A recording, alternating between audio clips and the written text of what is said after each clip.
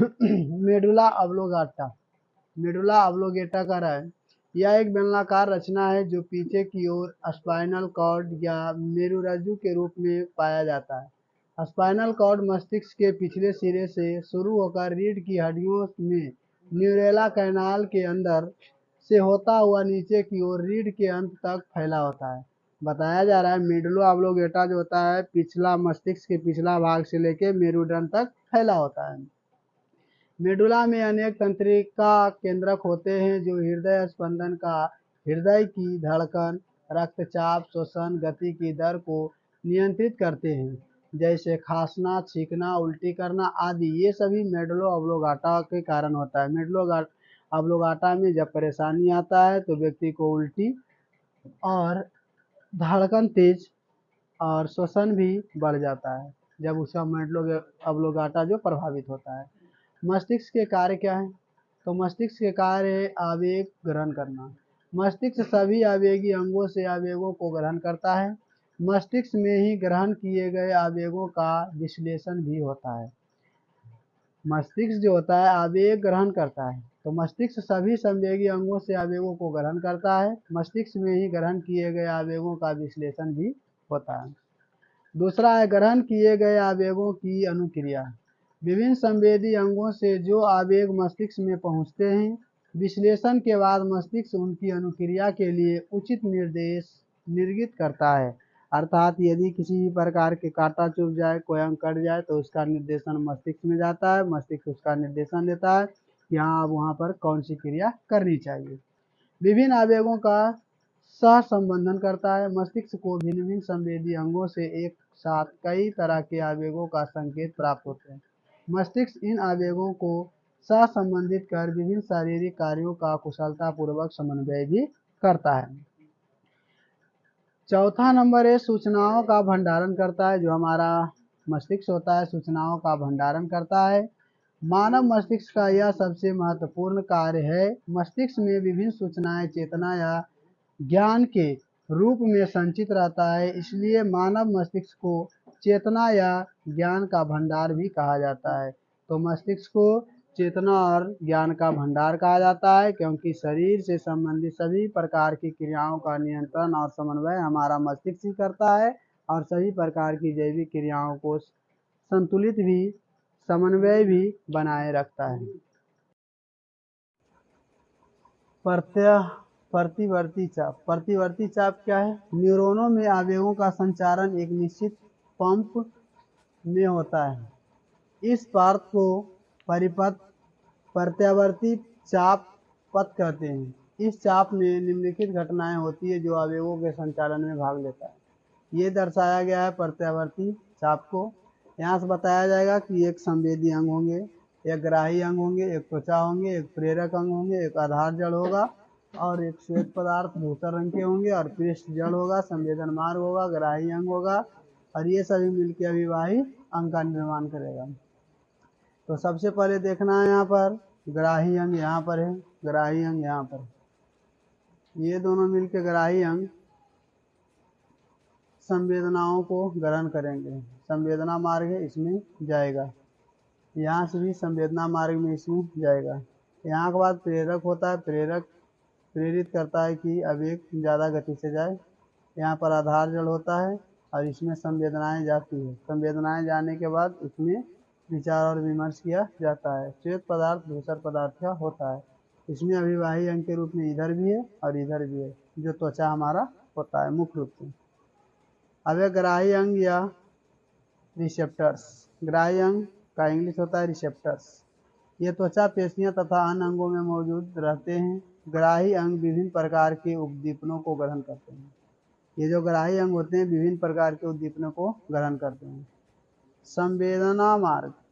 ग्राही अंगों द्वारा उद्दीपनों के ग्रहण किए जाने के पश्चात इन उद्दीपनों का संचारण संवेदी न्यूरॉन में होता है। ये संवेदी न्यूरॉन संवेदना मार्ग का निर्माण करते हैं। यही ग्राही अंग जो होता है ये आपस में मिलकर और संवेदना मार्ग का निर्माण करता है। उसके बाद है तंत्रिका केंद्र। मस्तिष्क और स्पाइनल कॉर्ड तंत्रिका केंद्र का काम करते हैं। ये संवेदना मार्ग से आए हुए संदेशों को प्राप्त कर उचित आदेश देने का कार्य करते हैं। ये करता है तंत्रिका केंद्र, आदेश देने का कार्य करता है तंत्रिका केंद्र। प्रेरक मार्ग का कार्य क्या है? तंत्रिका केंद्र द्वारा आवेशों का संचारण न्यूरॉन द्वारा होता है। प्रेरक न्यूरॉन प्रेरक मार्ग का निर्माण करते हैं। प्रेरक न्यूरॉन जो होते हैं वो प्रेरक मार्ग का निर्माण करते हैं। अविवाही अंग प्रेरक मार्ग से होते हुए आदेश अविवाही अंगों में पहुंचते हैं, जहां पर केंद्रीय तंत्रिका तंत्र से प्राप्त आदेशों के अनुसार उचित अनुक्रियाएं होती है। पेशियां अविवाही अंग होती हैं। ये तंत्रिका केंद्र से प्राप्त आदेशों के अनुसार कार्य करती हैं। इसे कहते हैं अविवाही अंग, जो आदेशों को अनुपालन कर अंगों को प्रतिक्रिया बताती है कि कार्य किस प्रकार संपादित करेंगे। तो सबसे अधिक महत्वपूर्ण जो भूमिका होती है वो होती है संवेदी अंगों की, और उसके क्रियावान में मस्तिष्क हमारे सबसे महत्वपूर्ण होते हैं। रासायनिक नियंत्रण एवं समन्वय जंतुओं में विभिन्न शारीरिक क्रियाओं का नियंत्रण एवं समन्वय तंत्रिका तंत्र के अतिरिक्त पौधे की तरह कुछ विशिष्ट रासायनिक यौगिकों के द्वारा भी होता है, जिन्हें अंतःस्रावी ग्रंथि कहते हैं। अंतःस्रावी ग्रंथि नलिका विहीन ग्रंथियां भी कहलाती है। ये नलिका विहीन ग्रंथियां हैं क्योंकि इसमें नलिका नहीं होती है। जंतु जिस प्रकार पेड़ पौधे में होते थे हार्मोन्स के द्वारा, उसी प्रकार मनुष्यों में भी अलग अलग हार्मोन्स के द्वारा अविवाही ग्रंथि कार्य करते हैं। यहाँ बताया गया हार्मोन ये विशिष्ट कार्बनिक यौगिक हैं जो बहुत कम मात्रा में अंतःस्रावी ग्रंथियों द्वारा स्रावित होते हैं। हार्मोन प्रेरक का कार्य करता है, अर्थात रक्त परिसंचरण के माध्यम से जब यह अपने लक्ष्य अंगों में पहुंचता है। करा हार्मोन क्या है? तो हार्मोन जो होता है एक विशिष्ट कार्बनिक यौगिक के रूप में कार्य करता है, जो सूचनाओं को ग्रहण कर और ग्रंथियों में संचालित करता है। मनुष्य के अंतःस्रावी ग्रंथि तंत्र मनुष्य के शरीर में पाई जाने वाली अंतःस्रावी ग्रंथियां इस प्रकार है। पहला है प्यूटिटरी ग्रंथि, दूसरा है थायराइड ग्रंथि, तीसरा है पाराथायराइड ग्रंथि, चौथा है एड्रिनल ग्रंथि, पांचवा है अग्नाशय की लैंगरहंस की दीपिकाएं, छठा है जनन ग्रंथि, अंडाशय और उसी में आता है वृषण। तो जिस प्रकार हम पेड़ पौधा में पढ़े थे हार्मोन के बारे में 5 हार्मोन, उसी प्रकार मनुष्य में हार्मोन का ही नाम जो होता है हार्मोन जिसमें पाया जाता है और जो ग्रंथि कार्य करता है उसके आधार पर 6 हार्मोन की 6 ग्रंथियां पाई जाती है। पहला पिट्यूटरी ग्रंथि, इसी को बोलते हैं पीयूष ग्रंथि, इसी को बोला जाता है मास्टर ग्रंथि। दूसरा है थायराइड ग्रंथि जो गला के पास पाया जाता है। उसके बाद है पैराथायराइड ग्रंथि जो थायराइड ग्रंथि के थोड़ा पीछे पाया जाता है। एड्रिनल ग्रंथि जो होता है वो किडनी के ऊपर थोड़ा सा एड्रिनल भाग में वो पाया जाता है एड्रिनल ग्रंथि। अग्नाशय ये लैंगरहंस दीपिकाएं ये अग्नाशय में पाई जाती है, जिसमें अल्फा बीटा और डेल्टा कोशिकाओं उत्सर्जित मतलब की बनी होती हैं, और ये लैंगरहंस नामक वैज्ञानिक ने खोज किया था, इसी कारण इसका नाम लैंगरहंस दीपिकाएं रखी गई। इसमें बीटा जो होता है बीटा इंसुलिन का मुख्य कार्य करता है, जिसकी कमी से मधुमेह रोग होता है। अगर इंसुलिन की कमी हो तो मधुमेह रोग उस व्यक्ति को हो जाता है। अब है जनन ग्रंथियां, इसमें अंडाशय तथा वृषण होते हैं। अंडाशय जो महिलाओं में होती है और जो वृषण होता है वो नर भाग होता है। प्यूटिटरी ग्रंथि क्या है? यह कपाल के स्फेनोइड हड्डी में एक गाढ़े में स्थित रहती है। यह मस्तिष्क के आधार तल के मध्य में एक ब्रिज द्वारा संबद्ध रहती है। अग्रपिंडक द्वारा स्रावित एक हार्मोन वृद्धि हार्मोन कहलाता है। यह शरीर की वृद्धि विशेषकर हड्डियों और मांसपेशियों की वृद्धि को नियंत्रित करता है। इस हार्मोन के अधिक मात्रा में स्रवण से मनुष्य की लंबाई औसत से बहुत अधिक बढ़ जाती है, हड्डियां भारी तथा मोटी हो जाती है। इस अवस्था को बृहतांत या जाइगोटिज्म कहते हैं। जब शरीर भीमकाय हो जाता है तो उसको हम बोलते हैं जाइगोटिज्म। बाल्यावस्था में इस हार्मोन के कम स्रावन से शरीर की वृद्धि रुक जाती है, जिससे मनुष्य में बौनापन हो जाता है। और मनुष्य क्या होता है? बौनापन हो जाता है। जाइगोटिज्म के कारण मनुष्य जो होता है बौनापन हो जाता है, क्योंकि शरीर जो होता है वो भारी हो जाता है और वजनदार हो जाता है। बौनापन भी उसी कहते हैं। अग्रपिंडक द्वारा स्रावित अन्य हार्मोन नर में शुक्राणु तथा मादा में अंडाणु बनाने की क्रिया को नियंत्रित करते हैं। एक अन्य हार्मोन मादा के स्तनों को दुग्ध स्रवण के लिए उत्तेजित करता है। पक्षपिंड द्वारा स्रवित हार्मोन शरीर में जल संतुलन को बनाए रखने में सहायक होता है। पक्षपिंडक से स्रवित एक अन्य हार्मोन मादा में बच्चे के जनन में सहायक होता है। तो जो एक अन्य पक्षपिंडक में स्रवित हार्मोन होता है वो मादा जनन में बच्चे के जनन के समय सहायक होता है। प्यूटेटरी ग्रंथि यहाँ पर होता है, इसी कारण इसे ये बोलते हैं मस्तिष्क ग्रंथि, और इसी को बोला जाता है मास्टर ग्रंथि। ये है थायराइड ग्रंथि, यहाँ इसके नीचे बताया गया पैराथायराइड ग्रंथि, यहाँ बताया गया अग्नाशय ग्रंथि, और यहाँ पर बताया गया है किडनी के ऊपर एड्रेनल ग्रंथि, और यहाँ बताया गया पुरुष में वृषण और मादा में यहाँ पर बताया गया है अंडाशय। तो मनुष्य में विभिन्न स्तन अंतःस्रवी ग्रंथियों का ये चित्र है, जिसमें प्यूटेटरी को मास्टर ग्रंथि भी कहा जाता है या पीयूष ग्रंथि इसी को कहा जाता है। सबसे छोटी ग्रंथि प्यूटेटरी ग्रंथि को कहा जाता है। और ये जो थायराइड, ये जो घेंगा रोग होता है, ये थायराइड की कमी से होता है, आयोडीन की कमी से होता है, जो थायराइड को प्रभावित करता है। पाराथायराइड इसके नीचे होता है, जो संकुचनशील कार्यों को पूरा करता है। अग्नाशय में अग्नाशय की दीपिकाएं यानी 3 कोशिकाएं इसमें पाई जाती है। इसमें अल्फा बीटा डेल्टा होता है। बीटा जो होती है वो इंसुलिन का स्रवण करता है, जिसकी कमी से मधुमेह रोग होता है। एड्रीनल जो होता है ये लड़ो या उड़ो हार्मोन के नाम से जाना जाता है, क्योंकि इसी से गुस्सा और उत्तेजना वाला कार्य पूरा होता है। ये है जनन, ये दोनों है अंडाशय और वृषण जो होता है ये जनन ग्रंथि कहलाता है, क्योंकि पुरुष में वृषण और मादा में अंडाशय होता है। थायराइड ग्रंथि, थायराइड ग्रंथि के बारे में जानेंगे। मनुष्य में यह ग्रंथि द्विपिंडक रचना होती है। यह ग्रंथि श्वसन नली या ट्रैकिया के दोनों ओर लैरिक्स के नीचे स्थित होती है। इस ग्रंथि के दोनों पिंड इस्थीमस के द्वारा एक दूसरे से जुड़े होते हैं।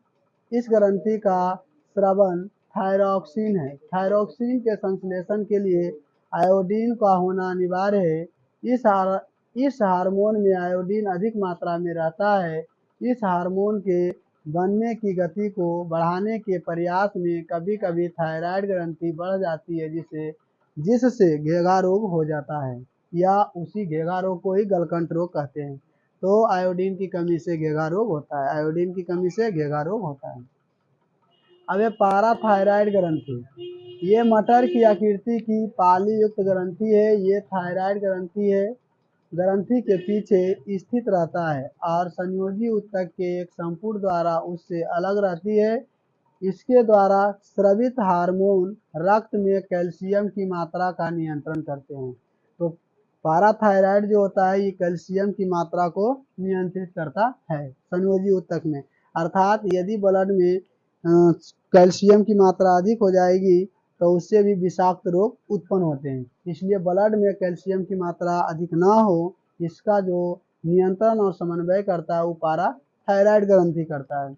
अब एड्रिनल ग्रंथि या सुप्रेशनल ग्लैंड भी कहलाता है। एड्रिनल ग्रंथि के 2 भाग होते हैं, कॉर्टेक्स और अंदरूनी मेडुला। ये दोनों भाग कार्यात्मक रूप से तथा उत्पत्ति में भी एक दूसरे से भिन्न होते हैं। एड्रिनल जो कॉर्टेक्स और मेडुला के रूप में पाए जाते हैं, ये किडनी के ऊपरी भाग में पाए जाते हैं। और एड्रिनल ग्रंथि को कहा जाता है लड़ो या उड़ो, क्योंकि उत्तेजना की सभी क्रियाएं इसी से संपन्न होती है। अब एड्रिनल कॉर्टेक्स द्वारा स्रवित हार्मोन एवं उनके कार्य। कौन कौन से हार्मोन है, क्या कार्य? पहला है ग्लूकोकॉर्टिकोस्टेरॉइड्स, भोजन उपचयन में इनकी महत्वपूर्ण भूमिका होती है। ये कार्बोहाइड्रेट, प्रोटीन एवं वसा उपचयन को नियंत्रण करते हैं। शरीर में जल एवं इलेक्ट्रोलाइट्स के नियंत्रण में भी सहायक होते हैं।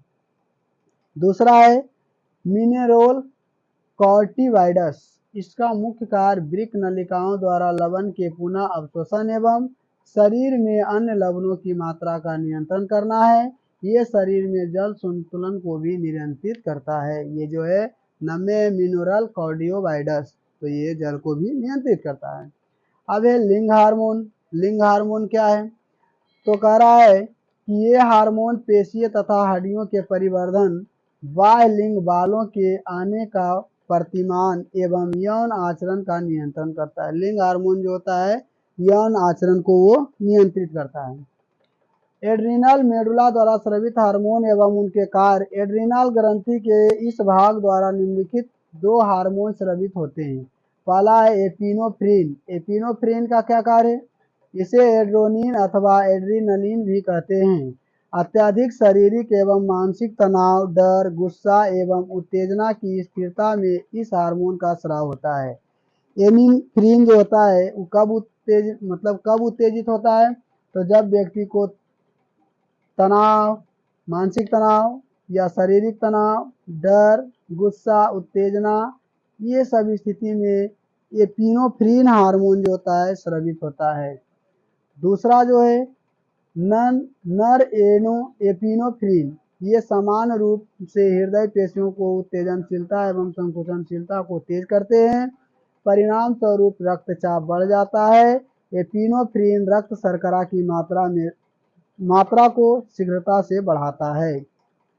तो नर एपिनेफ्रिन जो होता है और एपिनेफ्रिन ये भी एड्रीनल के ही भाग हैं और इसके द्वारा उत्तेजना वाली क्रियाएं होती है। इसी कारण इसे बोला जाता है लड़ो या उड़ो हार्मोन। एड्रीनल ग्रंथि को ही बोला जाता है लड़ो या उड़ो हार्मोन, जो उसमें पाया जाता है। अब अग्नाशय की लैंगरहैंस दीपिकाएं। अग्नाशय एक हल्के पीले रंग की ग्रंथि है जो अमाशय एवं ड्यूडेनम के बीच स्थित होती है। अग्नाशय में विशिष्ट प्रकार की कोशिकाओं के समूह पाए जाते हैं जिन्हें लैंगरहैंस की दीपिकाएं कहते हैं। ये अंतःस्रावी ग्रंथि का काम करती है। उचित मात्रा में इनका स्राव नहीं होने से मधुमेह नामक रोग हो जाता है। ऐसी स्थिति में चिकित्सा कम चीनी खाने एवं इंसुलिन की सुई लगवाने की सलाह देते हैं। यही लैंगरहैंस, ये जो अग्नाशय की लैंगरहैंस दीपिकाएं हैं, इसकी खोज की थी लैंगरहैंस। इसमें 3 कोशिका होती है, अल्फा, बीटा और डेल्टा।